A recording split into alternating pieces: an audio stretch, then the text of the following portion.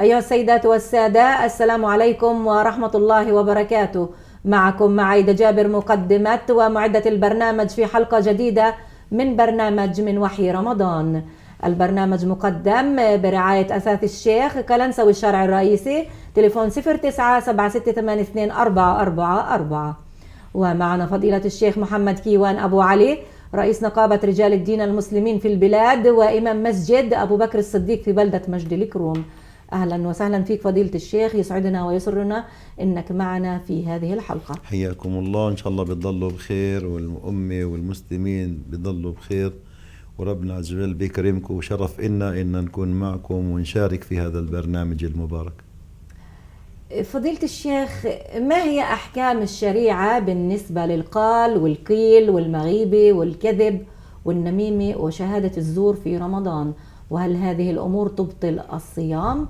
وهناك أيضا قسم من الصائمين في رمضان بعصبوا، وكل شغلة بعصبوا على أهلهم، أهل بيتهم في الشارع، ويقول أنا صايم حلوا عني، أو يشتم الناس أو يسبهم ويتمشكل معهم.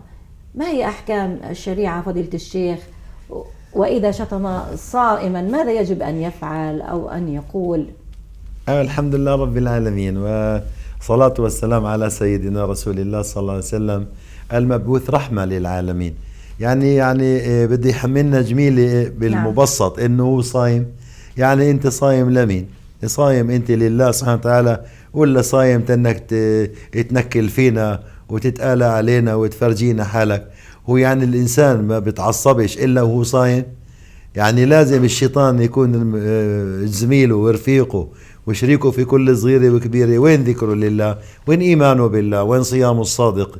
وين اللي بينوا سيدنا النبي صلى الله عليه وسلم من أحكام الشريعة؟ قال إن الله حرم عليكم عقوق الأمهات ووأد البنات ومنعا وهات، وكره لكم قيل وقال وكثرة السؤال وإضاعة المال.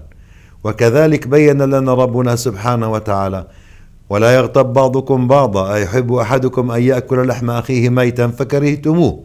قامت امرأتان على عهد رسول الله صلى الله عليه وسلم فاغتابتا المسلمين، ولما اغتابتا المسلمين قاءتا دما ووضرا، فقامت إحداهن وذهبت إلى رسول الله صلى الله عليه وسلم فقالت يا رسول الله إن أختي فعلت كذا وكذا وقاءت دما. قال قي أنت، فجيء بقدح فقاءتا دم ووضر. ما هذا؟ نحن لم نأكل لحم. قال أكلتم لحوم الناس. نعم. أكلتن لحوم الناس، بمعنى اغتبتم الناس واغتبتم المسلمين.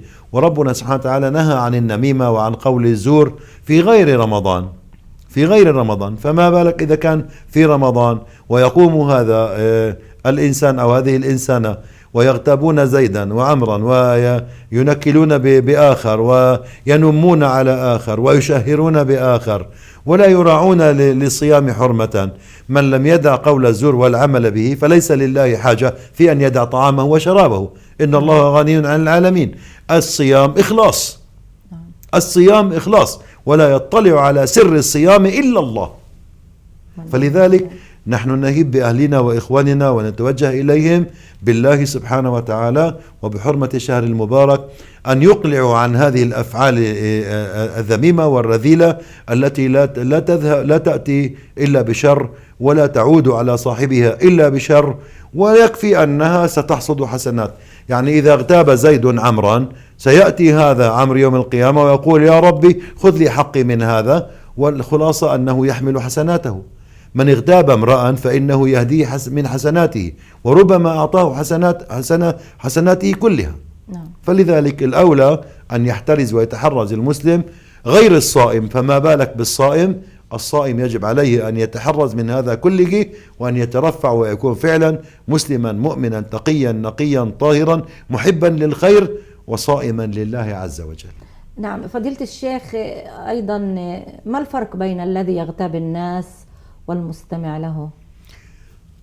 كلاهما في الذنب سواء، وكلاهما يعني إذا كان المستمع يوافق لهذا المتكلم فالمتكلم فعلا، فإنه سينقل الكلام منه إلى آخر، وعندئذ قد تشيع الإشاعات الكاذبة وتستفحل في المجتمع، وآخر من يعلم يكون هذا الإنسان الذي اغتيب، آخر من يعلم، حتى تصل إليه القضية تكون قد استفحلت في الشارع وفي الطرقات وفي البيوت، وربما أشاعت في البلاد أو في المنطقة كلها، وآخر من يعلم هذا الذي كان غافلا ولا يعلم ماذا يقول الناس عنه. لذلك لا فرق بين مغتاب ومستمع، إذا لم يردع المستمع هذا المدعي فهما في الذنب سواء.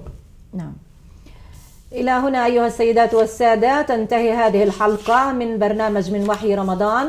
برنامج من وحي رمضان قدم لكم برعاية أثاث الشيخ قلنسوي الشرعي الرئيسي، تليفون 0976824444. شكرا لفضيلة الشيخ محمد كيوان أبو علي، جعل الله هذه الكلمات في ميزان حسناتك، ودمتم أعزائي المشاهدين في رعاية من الله، وإلى اللقاء في الحلقة القادمة يوم غد.